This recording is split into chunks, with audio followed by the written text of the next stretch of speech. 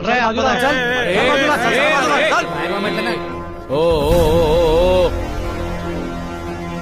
जय महाराष्ट्र.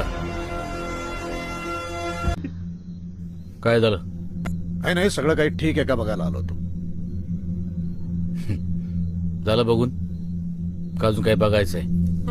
नाही साहेब, नाही मी काय म्हणतो, साहेब एवढं बोलतात तर बघू की. ओके, शब्द कशाला पाडायचा साहेबांचा. आलोच. सगळ्या खोल्या बघून गे रे. 3 खोल्या आहेत. डावीकडे स्वयंपाकघर,